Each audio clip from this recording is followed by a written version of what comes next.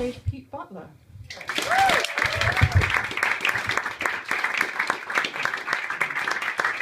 Thank you. Thanks. Got a confession to make to you all tonight. I am a drink driver. I drive a milk float. Oh yes, that's a great joke. The thing about milkman jokes is it's all about the delivery. That joke, some of you people didn't get that joke, that's fine. I mean, some of my jokes kind of go, pasteurize. So the next 10 minutes is going to be really fun. I've got loads more milk jokes for you coming up. Here's a joke that isn't about milk. I invented the mobile phone top-up system. It's true, I just wasn't given the credit I deserved. Did you know that if someone dies in a test, then everyone else in that test gets an automatic pass? It's true. Unless, of course, it's a driving test, in which case I probably failed. So I get the bus everywhere now. Give me a cheer if you've been on a bus. Yes, that's something you can relate to now. I've got some material coming up about buses. When I go on a bus, sometimes I get bored because the journeys can be quite boring. And I've come up with a couple of games to play, and I'm just going to tell you about them, and you can play them yourself as well, if you like. The first game I like to play is called Sniper. And what I do when I play that game is I run upstairs to the top of the bus, and I sit at the front of the bus, and I pretend that I am a sniper. Basically, it just involves picking people off the street. Dead. Dead. Dead. Dead. Oh no, what's over there? A gang of charity muggers, armed with clipboards and fake enthusiasm, are surrounding that old lady. But it's cool because I've got a full artillery. So I pull out a smoke bomb. That's right, I pull out a smoke bomb and I throw it over there. And it goes. I'm in an open top bus. I should probably just let you know. Yeah. And it's boom, and the smoke starts bellowing out. And then I grab a thermal scope and I attach it to my sniper rifle. I just pick them off. Dead. Dead. Dead. Dead. I know someone's still alive, trying to call away. Can't quite get them, but it's cool. I'm going to use something else. This is like a job for a drone.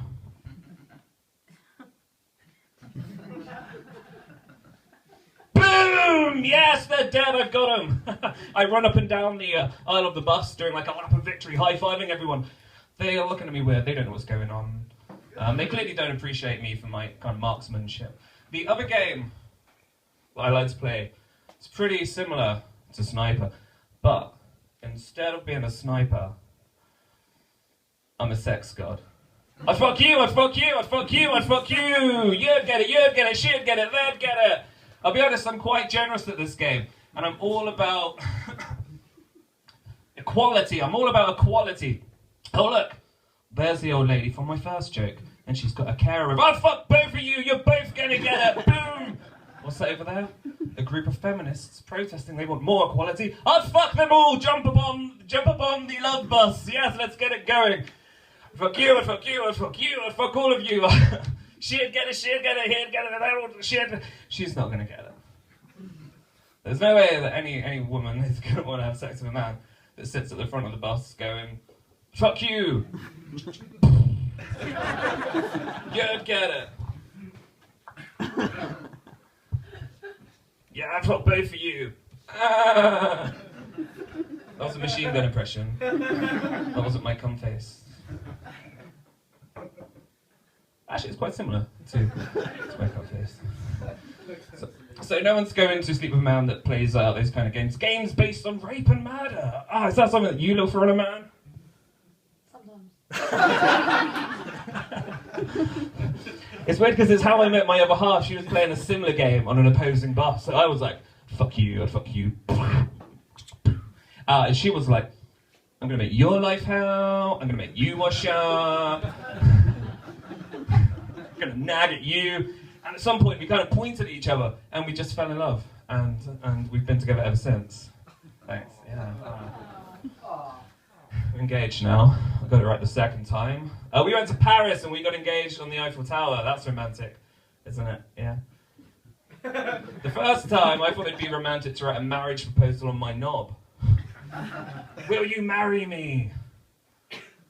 But I could only fit the first 5 letters, which ironically spelt Willie. She said no.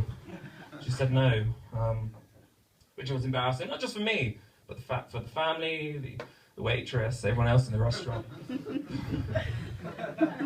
Give me a cheer if you have a mother-in-law.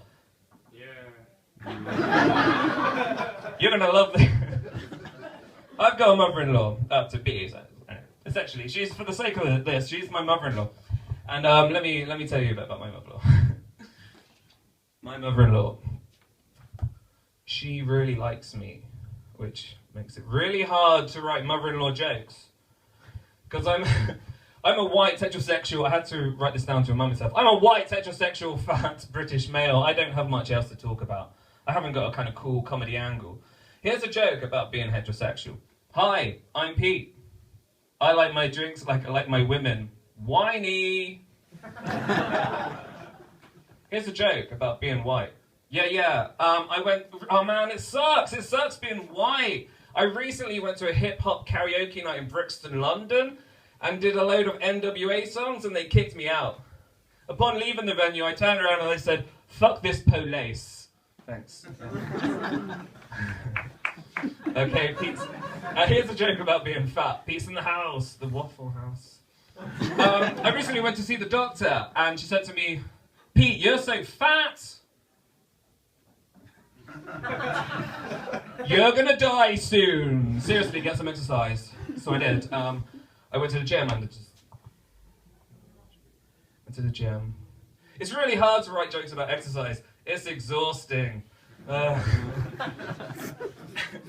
So it got me thinking, I really need these mother-in-law jokes. So it got me thinking, what I need to do to get these jokes is I really need to piss her off. I mean, I really need to fuck things up.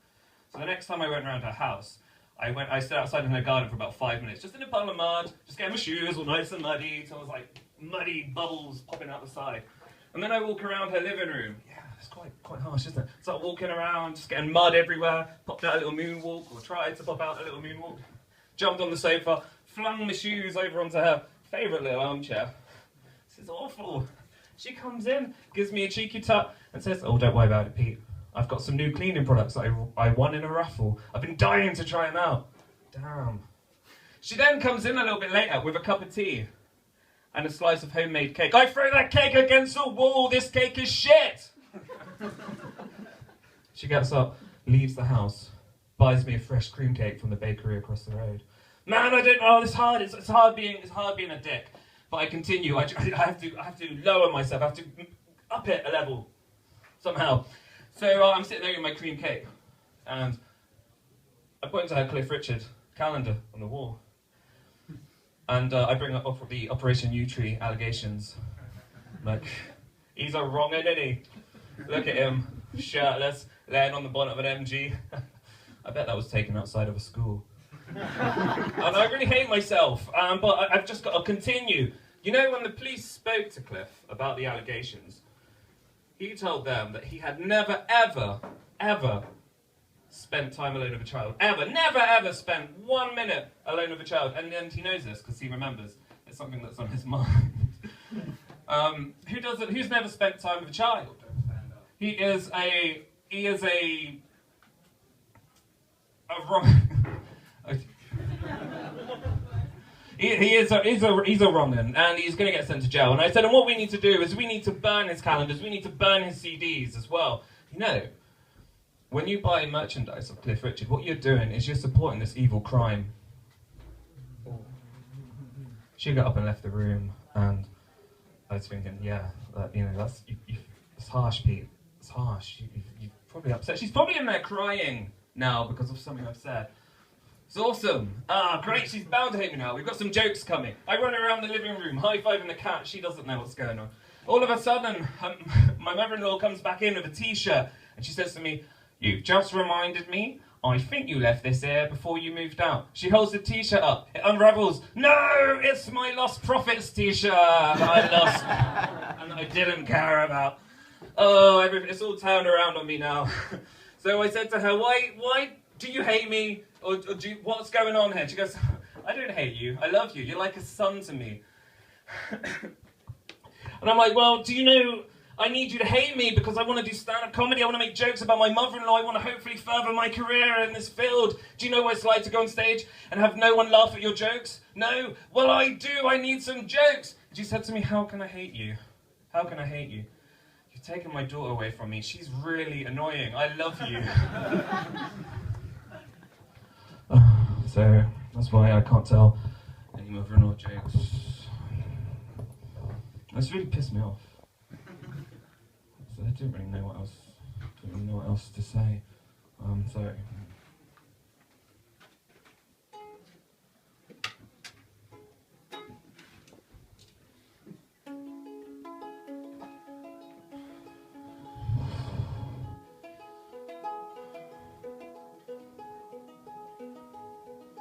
A friend of mine told me, he said, Pete, whenever you get angry, what you should do is play a musical instrument. You don't quite know what accent that was there. He said, because that will calm you down. So I took his advice. I went out and I purchased this tiny guitar. And let me tell you, I've never felt as calm as I do when I'm fingering Mr. Smiley here. The same friend, he told me, Pete, I've seen you do gigs before and you don't talk enough to your audience. You just kind of go off on these little kind of rants and you talk about yourself. It's quite selfish. What you need to do is just spend a bit of time getting to know the audience, kind of bounce off them a bit. So I'm gonna try that. Calm down. Hello there. Hi. Are you alright?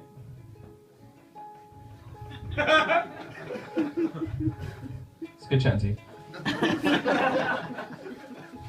Hello there. Hi. Oh, you look buff. Are you a soldier? Oh, me? Yeah, you're a soldier. Cool. Soldier. You're not a soldier. Well, I can be. I'll be whatever you want. Okay. If you was a soldier, I'd imagine that you'd be a soldier for the US Army. I love the US Army. I admire them. They're so good. They work so hard. They just work so hard, the US Army. When it comes to making music videos for YouTube.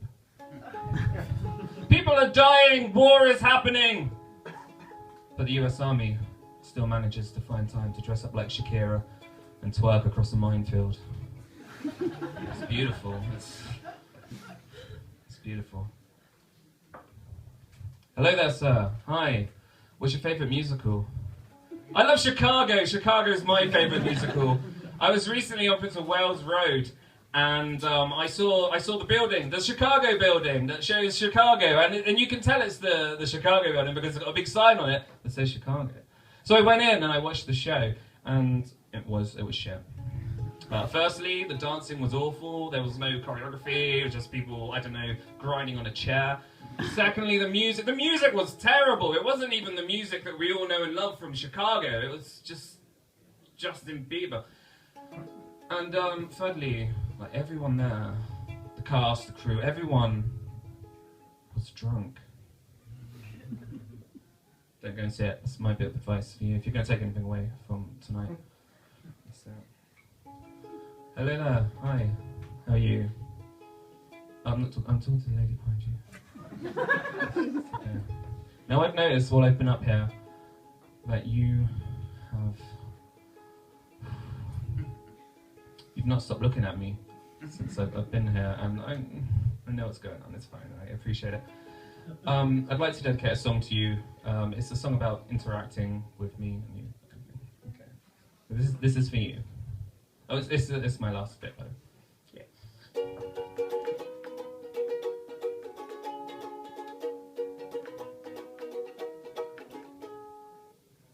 I love the way that you look.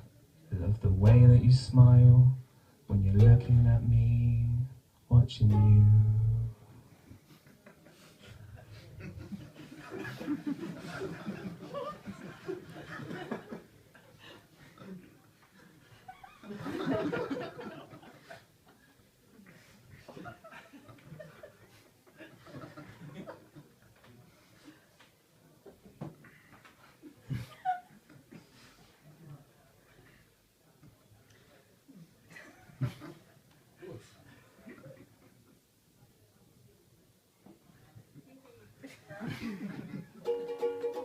Thank Thank you very much. That song was called Awkward Moments.